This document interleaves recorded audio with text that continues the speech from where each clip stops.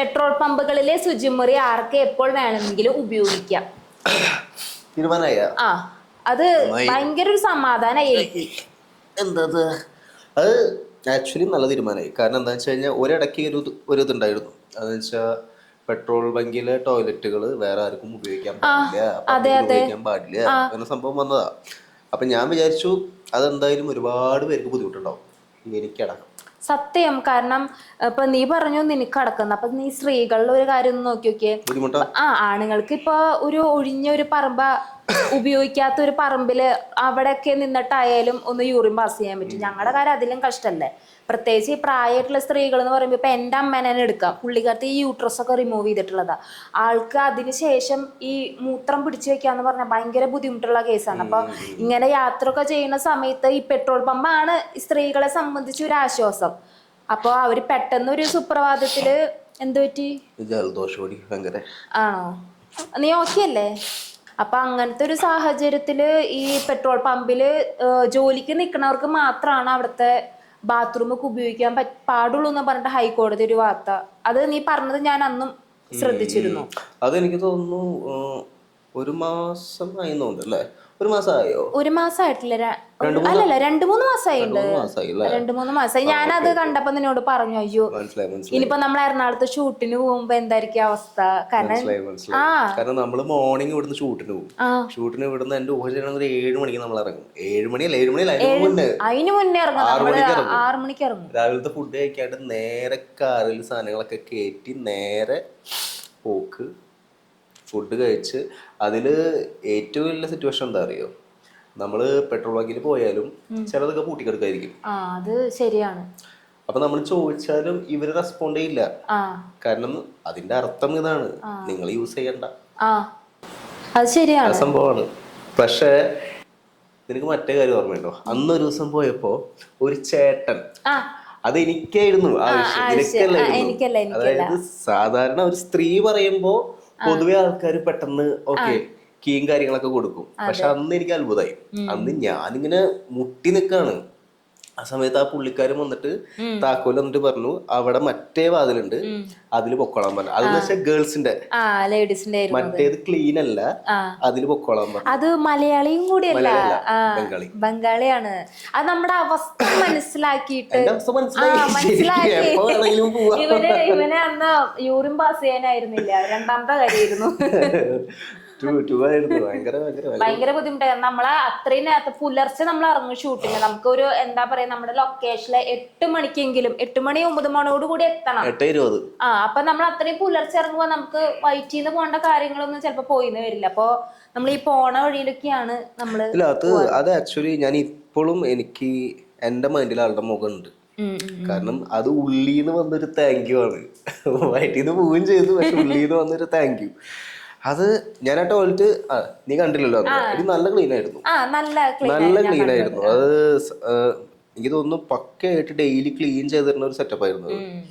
അപ്പോ അങ്ങനത്തെ ആൾക്കാരും ഉണ്ട്, അങ്ങനത്തെ ആശ്വാസത്തിൽ പോയി.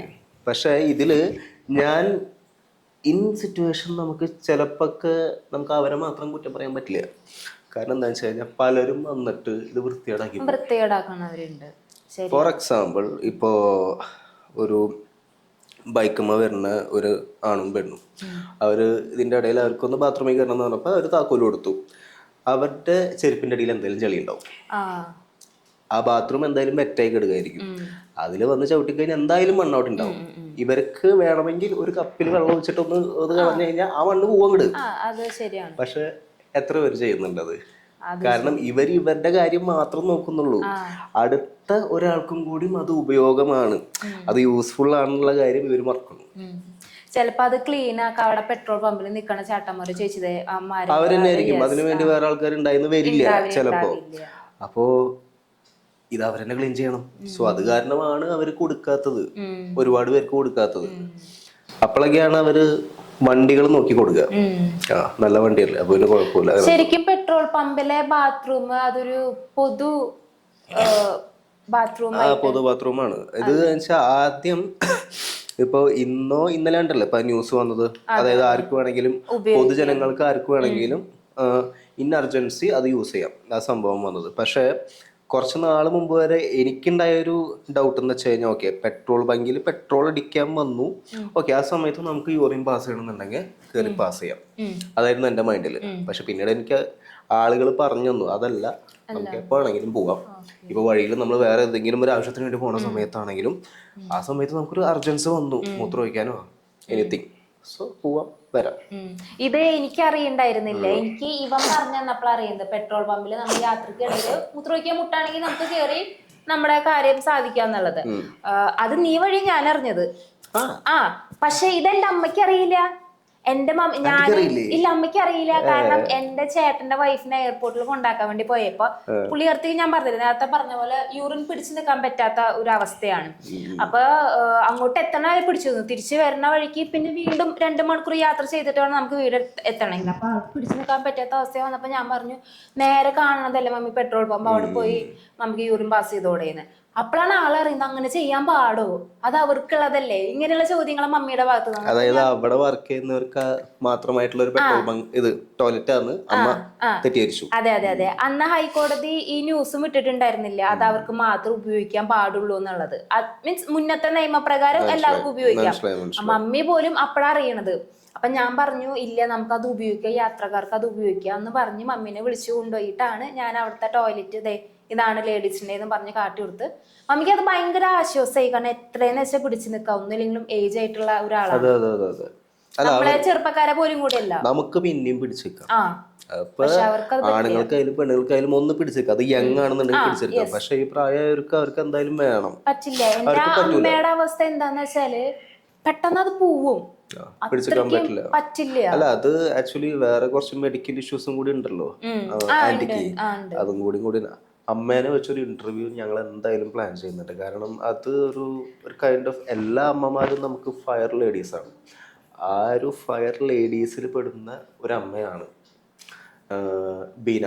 അപ്പോൾ എന്തായാലും പെട്ടെന്ന് തന്നെ പുള്ളിക്കാരായിട്ടുള്ള ഒരു ഇന്റർവ്യൂ വരും, അമ്മയും മോളും തമ്മിലുള്ള ഇന്റർവ്യൂ. നമുക്ക് നോക്കാം എങ്ങനെയുണ്ടെന്ന്. ഇവിടെ സ്ഥലമില്ല, ഇനി ഞാൻ എവിടെ വന്നിരിക്കും, ഇവിടെ നിലത്ത് വന്നിരിക്കണോ? അതായത് ഞാനിവിടെ ഇങ്ങനെ ഇരിക്കേണ്ടി വരും, ഇങ്ങനെ വന്നിട്ട് പറ ആന്റി പറ മോളെ അങ്ങനെ. പക്ഷെ എനിക്ക് അതില് പങ്കെടുക്കണം എന്ന് ഒരുപാട് ആഗ്രഹമുണ്ട്. കാരണം എന്താ വെച്ചാൽ കൗണ്ടർ ചെയ്യാൻ പറ്റും എനിക്ക്. കാരണം ഇവളുണ്ടല്ലോ അപ്പുറത്ത്, ഞാൻ എന്തായാലും ആന്റിയോടൊപ്പം ആയിരിക്കും, എന്തായാലും എനിക്ക് കൗണ്ടർ ചെയ്യാൻ പറ്റും ഒരുപാട്. ആന്റി ഇങ്ങോട്ട് വന്നോട്ടെ, സംഭവം അടിപൊളിയായിരിക്കും. കാരണം ഇപ്പൊ ഈ 2025 എനിക്ക് തോന്നുന്നു ഞാൻ 2024 ഇങ്ങനെ ബാത്റൂം പെട്രോൾ പമ്പിലുള്ളത് ഉപയോഗിക്കാൻ പാടും. നിന്റെ അടുത്ത് നിന്നാണ് എനിക്ക് ആ ഇൻഫർമേഷൻ കിട്ടി. ചിലപ്പോ എന്നെ പോലെ അറിയാത്ത ഒരുപാട് പേരുണ്ടായിരിക്കും, പല സ്ത്രീകൾക്കും അറിയില്ല. പല സ്ത്രീകൾക്ക് അറിയില്ല, ഈ ചെറിയ കുട്ടികൾക്ക് അറിയില്ല, അതുപോലെ തന്നെ വലിയ പ്രായവർക്കും അറിയില്ല. അവര് ഇങ്ങനെ മുട്ടി നിൽക്കും, പിടിച്ചു നിൽക്കുക. കാരണം ഈ യൂറിൻ പിടിച്ചു നിക്കണത് വലിയ അപകടമാണ്, തെറ്റാണ്, ഭയങ്കര ബുദ്ധിമുട്ടാ. യൂറിൻ ഇൻഫെക്ഷൻ വരും, മൂത്രത്തെ കല്ല് അങ്ങനെയുള്ള കാര്യങ്ങളൊക്കെ ഒരുപാടൊന്നും അറിയില്ല. പക്ഷെ മൂത്രം പിടിച്ചു നിൽക്കുന്നത് നമ്മുടെ ഹെൽത്തിന് അത്ര നല്ലതല്ല എന്നുള്ളതറിയാം. അത് ഏതൊരു ഫിലിം ഫെസ്റ്റിവലിനെ സംബന്ധിക്കുന്ന ഇറ്റ്ഫോക്കുണ്ട്, കേരള ഫിലിം ഫെസ്റ്റിവൽ നടന്നില്ലേ ട്രിവാൻഡ്രത്ത് വെച്ചിട്ട്. അപ്പോൾ ഏതോ ഒരുത്തൻ മയക്കും പിടിച്ചിട്ട് ഒരു പെണ്ണിൻ്റെ അടുത്തൊന്ന് ചോദിച്ചു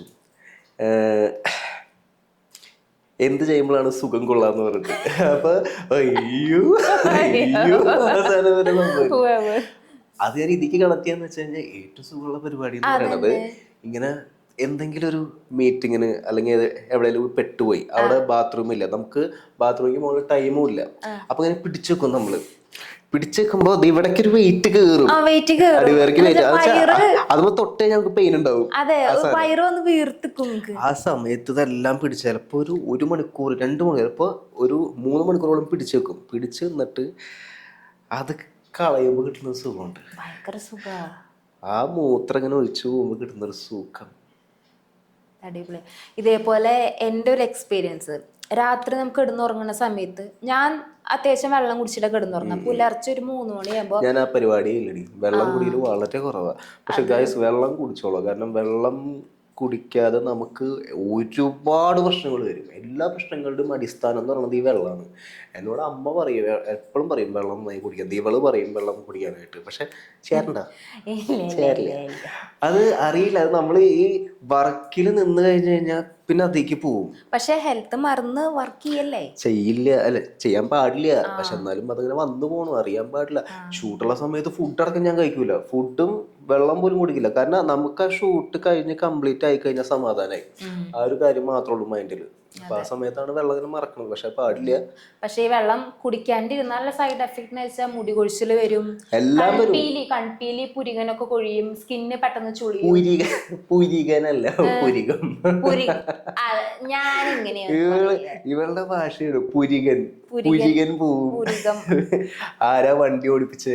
വണ്ടി ആരും ഓടിപ്പിക്കാൻ? വണ്ടി തന്നെ ഓടിപ്പോവില്ലല്ലോ. അത് എന്റെ അമ്മ ഇങ്ങനെയൊക്കെ തന്നെ ഏകദേശം പറയാം. അതെന്നെ കറക്റ്റ് എനിക്കും കിട്ടിയിട്ടുണ്ട്. അപ്പൊ നമ്മുടെ ഇത് കൺപീലി കാര്യങ്ങളൊക്കെ കൊഴിഞ്ഞു പോകും, സ്കിന്ന് പെട്ടെന്ന് ചുളിയും, പിന്നെ നമ്മുടെ അവയവങ്ങൾക്ക് തന്നെ ദോഷം ചെയ്യും. എന്നാൽ വെള്ളം കൂടിയാലും പ്രശ്നമുണ്ട് കേട്ടോ. വെള്ളം കൂടിയ പ്രശ്നമുണ്ട്. വെള്ളം കൂടിയ നമ്മുടെ അവയവങ്ങൾക്ക് ഒരു ദോഷം ചെയ്യുന്നു ഞാൻ കേട്ടിട്ടുണ്ട്. എന്താണെങ്കിലും കൂടാണ്ടിരിക്കുക. മീൻസ് ഒരു പഴഞ്ചൊല്ലില്ലേ, എന്തോ അമിതമായാൽ അമൃതും ദോഷം ചെയ്യും, അതായത് അധികമായാൽ അമൃതും ദോഷം ചെയ്യും.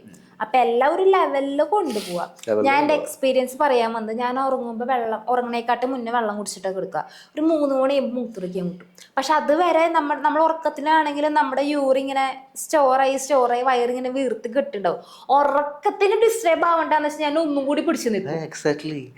ഞാൻ വെള്ളം കുടിക്കാത്തതിന്റെ മറ്റൊരു കാര്യം, പോയി ഇടയ്ക്ക് മൂത്രമൊഴിക്കണ്ടേ, മടികാരൻ ഞാൻ കുടിക്കൂല വെള്ളം. പക്ഷെ അത് എന്ത് ഞാൻ എന്റെ ഭാഗത്ത് ഞാൻ പറയുന്നത്, ഇതെല്ലാവരും ചെയ്യണ സംഭവമാണ്. എന്റെ മമ്മിയുടെ അടുത്ത് ഡോക്ടർ പറഞ്ഞു, ഉറക്കം പോണത് നോക്കണ്ട, നിങ്ങൾ വെള്ളം കുടിക്കുക. വെള്ളം കുടിച്ചിട്ട് നിങ്ങൾ ഉറക്കത്തിന്റെ ഇടയിൽ നിങ്ങൾക്ക് മൂത്രമൊഴിക്കാൻ മുട്ടിച്ച് പോയി മൂത്രമൊഴിച്ച് വന്ന് വീണ്ടും വെള്ളം കുടിച്ചിട്ട് കിടക്കാനാ പറയണത്.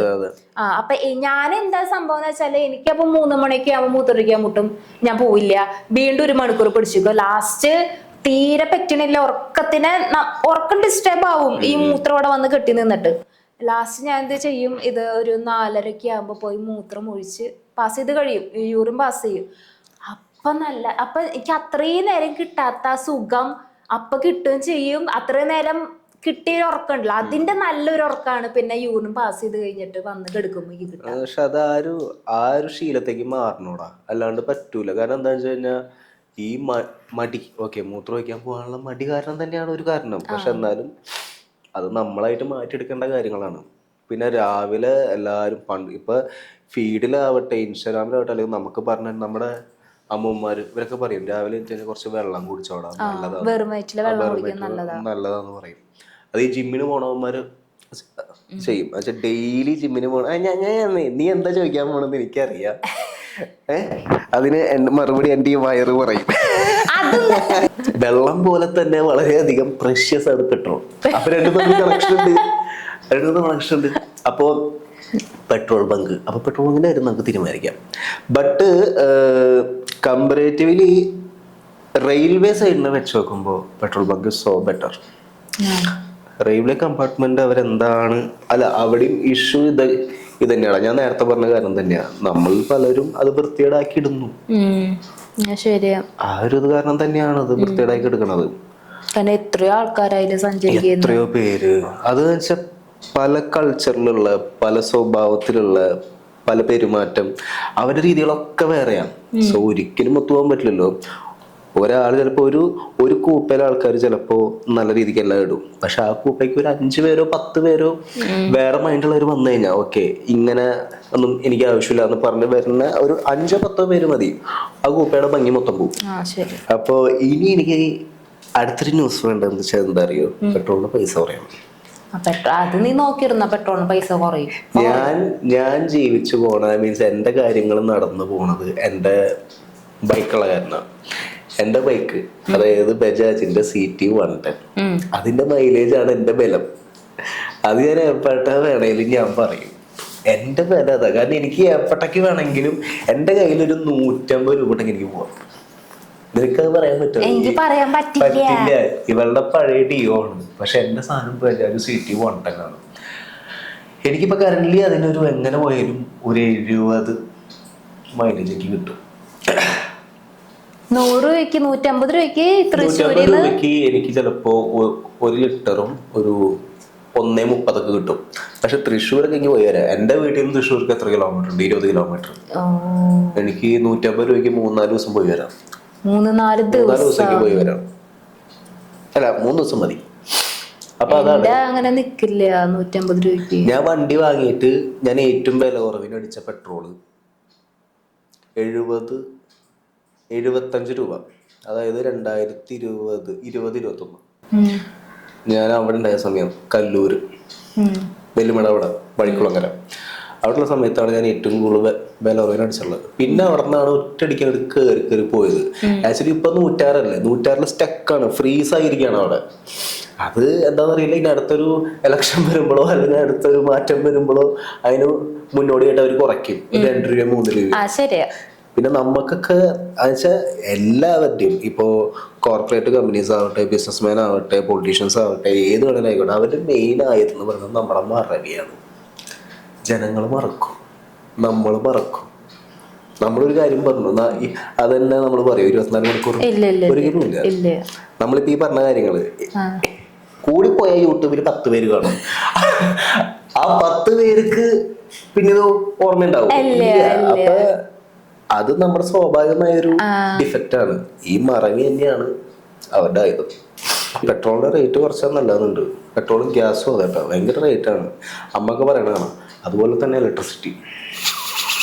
നമ്മളൊരു ഓർഡിനറി പേഴ്സണാണ്. നമ്മുടെ കാര്യങ്ങളും നോക്കി മറ്റുള്ളവരെ ബുദ്ധിമുട്ടിക്കാതെ സൊസൈറ്റീനെ യാതൊരു വിധത്തിലും ഇറിറ്റേറ്റ് ചെയ്യാതെ പോകുന്ന ആൾക്കാരാണ് നമ്മൾ.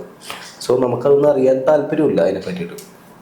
പക്ഷെ ഈ അമ്മാമ്മ എന്ന് പറഞ്ഞാൽ അത്യാവശ്യം എക്സ്പീരിയൻസ് ഉള്ള ആൾക്കാരല്ലേ, ഇത്രയും വർഷം ജീവിച്ചവരല്ല, അവർക്കറിയാലോ. അവര് പോലും നമ്മുടെ നാടിന്റെ മുഖ്യമന്ത്രിനെ ചീത്ത പറയണമെന്നുണ്ടെങ്കിൽ അത് വീട്ടമ്മമാരുടെ രോഷാണ്.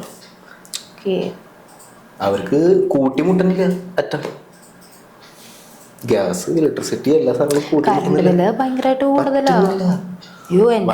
കൂടുതലായി.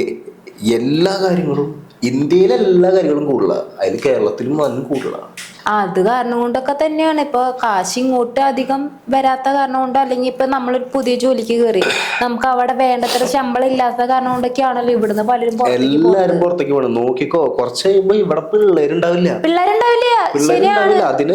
അതിനൊരു പരിധി വരെ പരിധി എന്നല്ല, ഫുൾ കാരണം ഇവിടുത്തെ സർക്കാരും ഇവിടുത്തെ നിയമങ്ങളുമാണ്. ഇപ്പൊ നോക്കിയേ, എന്റെ വടൂക്കരയുടെ വേഗയില് കുറച്ച് പേരൊക്കെ പുറത്തു പോയി. ആ പയ്യന്റെ ഏജ് എന്ന് പറയുമ്പോ ഇപ്പൊ നമ്മുടെ അച്ഛന്റെ ഒരു ഏജ് ഉണ്ടാവുള്ളൂ, 22-23 വയസ്സ്. 22 വേണ്ട. പിള്ളേര് ഇപ്പോ സ്കൂളില്ലേ 10ാം ക്ലാസ് തൊട്ടിട്ട് പാരന്റ്സുകൾക്കും മനസ്സിലാവും ഇവിടെ നിന്നിട്ട് കാര്യമില്ല. ഓക്കെ, ഇപ്പൊ ഇന്നലെ നമ്മൾ ചെടി മേടിക്കാൻ പോയില്ലേ, അവിടത്തെ അതിന്റെ ഓണറിന്റെ കുട്ടി +2 കഴിഞ്ഞ് പുറത്തു പോവാൻ പുറത്തു പോയിട്ടാണ് പഠിക്കുന്നത്. ഇതാണ് കാരണം. കേരളം കുറച്ചുകൂടി സേഫ് ആണെന്ന് തോന്നുന്നുണ്ട് നോർത്ത് സൈഡിലേക്ക് ഒന്ന് എത്തി നോക്കുമ്പോളാ. അത് ശരിയാണ്. പണ്ടാറ് അവിടെ എന്തൊക്കെയാണ് നടക്കണത്.